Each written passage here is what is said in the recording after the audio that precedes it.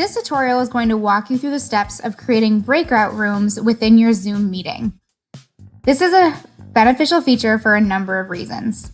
Multiple co-hosts can cover different topics, or if you're hosting a virtual tutoring room and want spaces for different grade level bands or content areas, then you can create rooms for the number of people you have. There's many other reasons that you could have a breakout room, but those are two that we might use in our district. So at the bottom of the Zoom screen, you're going to see your options: invite, manage participants, share, chat, record, closed caption, and breakout rooms. If you click breakout rooms, you can decide how many rooms you would like to create. And it will tell me that right now I have 4 participants and I am going to create 2 rooms. You can create however many you would like. You can also decide if you want the participants to be split up into these spaces automatically or if you would like to assign them. For the purposes of this tutorial, I'm going to choose to manually assign them so I can decide where I would like my participants to go.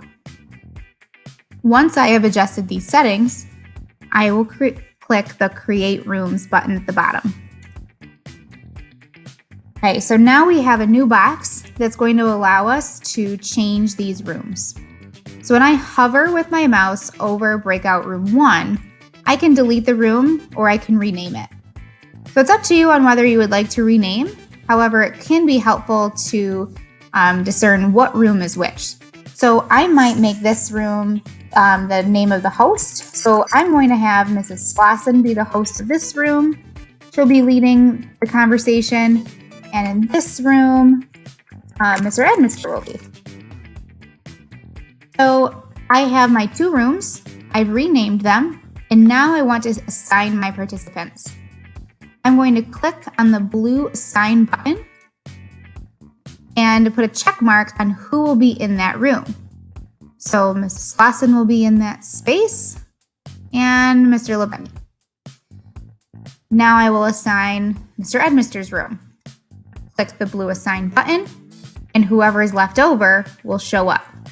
Notice that the 2 individuals that I had previously assigned into Mrs. Slauson's room did not appear because they've already been assigned. From here, our options will give us more settings if we want to close the rooms after so many minutes, if we want to have a countdown, allowing participants to return to the main session at any time. These are all things that you can customize within the options category. Then, if you've decided that I wanted 2 rooms, but now that I'm sorting, I need to add a room, you can also do that at the bottom. Once I have all my rooms set, renamed, and assigned, I can click the Open All Rooms button at the bottom. So you can see there's a message at the top that all participants have been invited to join the breakout room. And then on their end, they can join in. Now you've noticed that we have someone who's just joining us now. They're in the waiting room. I could admit that person and immediately assign her to a space. So I'm going to have her on my list. So you can see on my list that she is an unassigned participant because she just joined the chat. So I can assign her to one of these spaces. So I'm going to send her to the breakout room with Mrs. Slauson. While the breakout rooms are in session, I can send a message to everybody. So if our time is almost to a close, I can send out a message that says we have 5 minutes left of our chat together. And I can broadcast that to the group. Then when it's time for the session to end, as the host, I can close all rooms.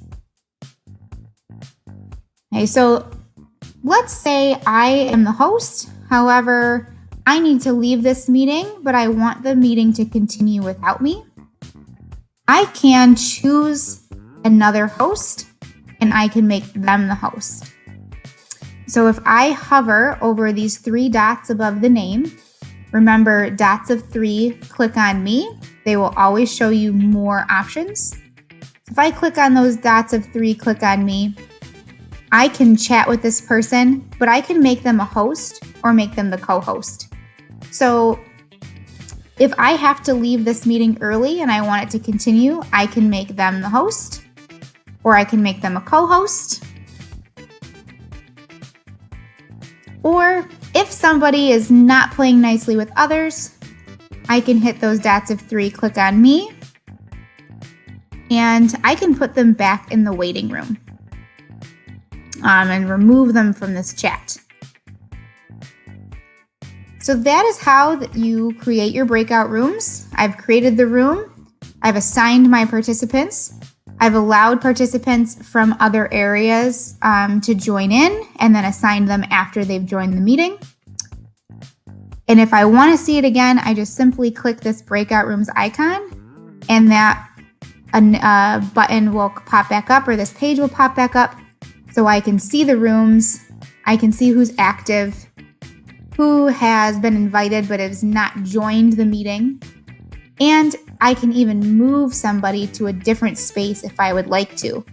So I'm noticing that Holly is in Mrs. Slauson's room, but I would rather her be a part of a conversation with Mr. Edmister, so I can move her to Mr. Edmister's group.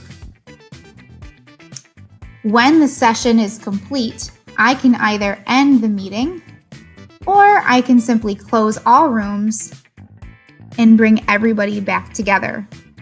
So it's going to give the participants 60 seconds to leave their breakout rooms that they were assigned to, allowing them to finish their conversation, say their goodbyes, do a wrap up, whatever the case may be, but it will count them down.